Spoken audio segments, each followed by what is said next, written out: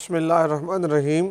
آج ہم جس ٹاپک پہ بات کریں گے وہ ہے حضرت اقبال رحمۃ اللہ علیہ کے شاہین بچوں کی پہچان۔ یہ نومبر کا مہینہ جا رہا ہے، 9 نومبر کی آپ نے چھٹی کی حضرت اقبال رحمۃ اللہ علیہ کو خراج تحسین پیش کرنے کے لیے، اور کل 10 تاریخ تھی۔ کل کا ہمارا اسمبلی کا سیشن بارش کی نظر ہوا۔ آج ہم نے یہ سیکھنا ہے کہ حضرت اقبال رحمۃ اللہ تعالیٰ علیہ نے بچوں کو کیا فکر دی ہے اور ان کی نظر میں بچے کی اہمیت کیا تھی۔ پیارے مکرمین، حضرت اقبال رحمۃ اللہ علیہ کو اللہ تعالیٰ نے بے پناہ صلاحیتوں سے نوازا تھا، اور وہ قوم کے لیے بڑا درد مند دل رکھتے تھے۔ ان کا ایک خاصہ اور خوبی یہ ہے کہ انہوں نے صرف قوموں کو، نسلوں کو مخاطب نہیں کیا، انہوں نے جوانوں کو اور بچوں کو بھی مخاطب کیا ہے۔ اور اقبال کی فکر کا کمال یہ ہے کہ بچے کو بچے کی سطح پہ اتر کے سمجھاتا ہے، جوان کو جوان بن کے سمجھاتا ہے، بوڑھے کو ایک سردار کے روپ میں سمجھاتا ہے، اور ایک قوم کو قوم کے سربراہ کی حیثیت سے سمجھاتا ہے، امت کو اور ملت کو ایک مفکر کی صورت میں سمجھاتا ہے۔ اللہ تعالیٰ نے اس کو بڑا کمال کا ذہن اور کمال کی فکر عطا کی تھی۔ آپ اپنے سلیبس میں بھی پڑھتے ہیں کہ حضرت اقبال رحمۃ اللہ علیہ نے بچوں کے ذہنوں کی پرورش کے لیے کئی نظمیں لکھی۔ ان میں ایک نظم ہے پہاڑ اور گلیری، ایک نظم ہے گائے اور بکری، ایک نظم ہے بلبل اور جگنو، اسی طرح ایک نظم ہے دعا ہے جو آپ اسمبلی میں مانگتے ہیں، بچے کی دعا۔ یہ ساری فکر حضرت اقبال رحمۃ اللہ علیہ کی ہے۔ بچے کی دعا میں انہوں نے بچے کو سکھا دیا ہے کہ اپنے اللہ سے کیا مانگنا ہے۔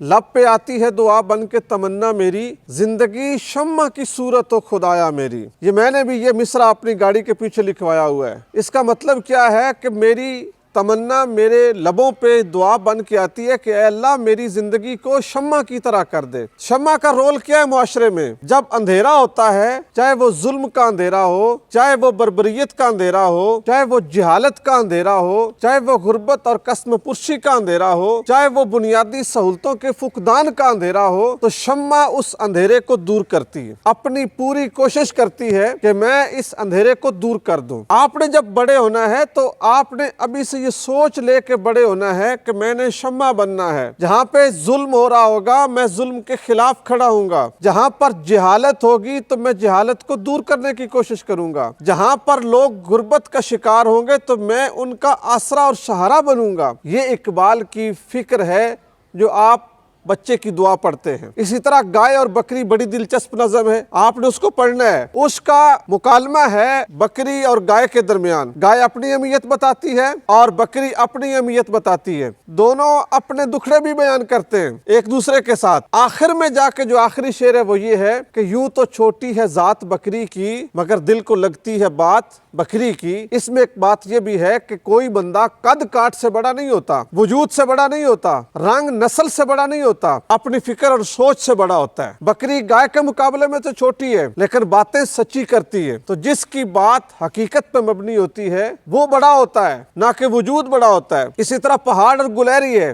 گلیری ایک چھوٹا سا جانور ہے، لمبی سی اس کی دم ہوتی ہے۔ آپ کے مکرم گارڈن میں بھی آپ نے کئی دفعہ اس کو دوڑتے ہوئے دیکھا ہوگا، ٹھیک ہے؟ یہ درختوں کے اوپر سے چھالیے اتارتا رہتا ہے، بڑا پیارا سا چھوٹا سا جانور ہے، اچھل اچھل کے دوڑتا ہے۔ وہ مکالمہ کرتا ہے پہاڑ کے ساتھ۔ پہاڑ کا بہت بڑا وجود ہے، اتنا بھاری بھرکم کہ اسے اٹھایا یا ہٹایا نہیں جا سکتا۔ پہاڑ اپنی بڑائی پہ فخر کرتا ہے، اور جو گلیری ہے وہ اپنے چھوٹے پن ہونے کی، چھوٹے ہونے کی اہمیت بتاتی ہے۔ آخر میں گلیری پہاڑ کو لاجواب کر دیتی، اسے کہتی تم جو اتنے بڑے ہو تو مجھے درخت سے ایک چھالیہ ہی توڑ کے دکھا دو تو میں مان جاؤں کہ تم واقعی بڑے ہو۔ تو اقبال نے اس نظم کا نتیجہ یہ نکالا کہ اس دنیا میں کوئی چیز نکمی نہیں ہے، کوئی چیز فضول نہیں ہے۔ اللہ تعالیٰ نے جس کو پیدا کیا ہے اس کی ایک اپنی اہمیت ہے اور اس کا اپنا ایک وجود ہے، اس کی اپنی ایک اتھارٹی ہے۔ بچے کو کیا سمجھایا جا رہا ہے کہ بیٹا کسی چیز کو فضول نہیں سمجھنا، گھٹیا نہیں سمجھنا، چھوٹا نہیں سمجھنا۔ چھوٹے چھوٹے ذرے بنتے ہیں تو صحرا بنتا ہے، چھوٹے چھوٹے قطرے اکٹھے ہوتے ہیں تو سمندر بنتا ہے، چھوٹی چھوٹی جڑیں اور پتے اکٹھے ہوتے ہیں تو جنگل بنتا ہے، ایک ایک بچہ اکٹھا ہوتا ہے تو قوم بنتی ہے۔ اسی کو اقبال نے فرمایا کہ ہر فرد ہے ملت کے مقدر کا ستارہ، کسی کو چھوٹا نہیں سمجھنا۔ اسی طرح حضرت اقبال رحمۃ اللہ علیہ کی جو نظم ہے بلبل اور جگنو، بلبل سارا دن گھومتی رہتی ہے، رات ہو جاتی ہے، اندھیرا ہو جاتا ہے، گھر جانے کا راستہ نہیں ملتا، ایک درخت کے اوپر اداس بیٹھ جاتی ہے، اس کے پاس ایک جگنو آتا ہے، جگنو اس سے ہمدردی کرتا करता है। फिक्र क्या है इकबाल की आपके लिए कि जब कोई मायूस बैठा हो, परेशान हो, तो तुम्हारे पास जो तौफीक है उसके मुताबिक उसका आसरा बन जाओ। वो बुलबुल ने सर नीचे फेंका हुआ है तो जुगनू आके ना बड़े प्यार से पूछता है क्या बात है, क्यों परेशान हो, क्यों मुरझाई हुई हो? तो उसने कहा कि कूदने खेलने में दिन गुजार दिया है, रात हो गई है, अब घर जाने के लिए नजर कुछ नहीं आता, रास्ता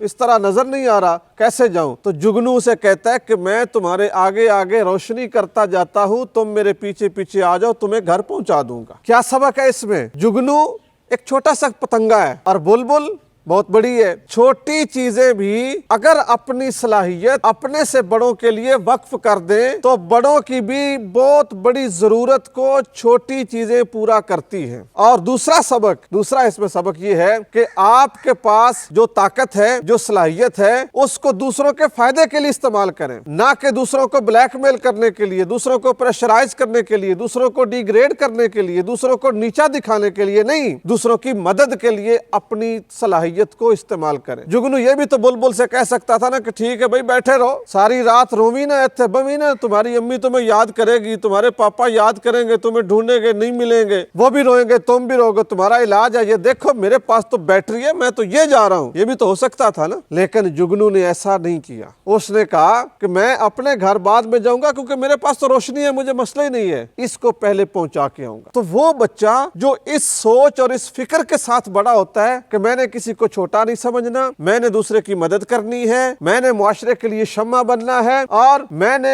लोगों की खिदमत करनी है, वो क्या होता है? वो इकबाल का शाहीन बच्चा होता है। और शाहीन वो परिंदा है, वो उकाब है कि जो हमेशा बुलंदियों पे परवाज करता है। ठीक है, वो जमीन के ऊपर ये लोगों की, दूसरे परिंदों की, कौवे की और ये दूसरे जो छोटे छोटे इनकी मारी हुई चीजें नहीं खाता। वो अपने अंदर ताकत पैदा करता है, अपनी बुलंद परवाज रखता है, तेज नजर रखता है, खुद शिकार करता है, फिर उसको खाता है। तो जो बंदा खुद शिकार करके, खुद मेहनत करके जो खाए, कमाए और हासिल करे ना, उसका मजा ही अलग है। आखिर में एक बात करूंगा, हमको बहुत सी चीजें विरासत में मिलती हैं। बाप दादा जमींदार थे, हम जमींदार हो गए। बाप दादा बिजनेसमैन थे, हमें बिजनेस मिल गया। बाप दादा इंजीनियर थे, हमें कोई दुकान फैक्ट्री मिल गई। उसको चलाना कमाल नहीं है। कमाल ये है कि आप अपने जोरे बाजू, अपनी कोशिश, अपनी मेहनत, अपनी इस्तेकामत से अपने लिए नए उफक तलाश करें और अपनी चमक दमक खुद पैदा करें। फिर क्या है? फिर आप इकबाल के शहीन बच्चे हैं। और अगर आपकी नजर इसी पर है कि बड़ा भाई बाहर होता है तो मैं भी बाहर ही जाना है, वो मेरा वीजा भेजेगा और मैंने उधर ही जाना, और ये कोई सोच नहीं है। अपनी कौम के लिए जीना, अपनी कौम के लिए मेहनत करना और अपने ज़हन और अपने अकल और अपनी फिक्र के मुताबिक अच्छे डिसीजन लेना, ये इकबाल के शाहीन बच्चे की पहचान है। मैं दुआ करूंगा अल्लाह ताला आपको आने वाली जिंदगी में कामयाब करे। अस्सलामु अलैकुम व रहमतुल्लाह।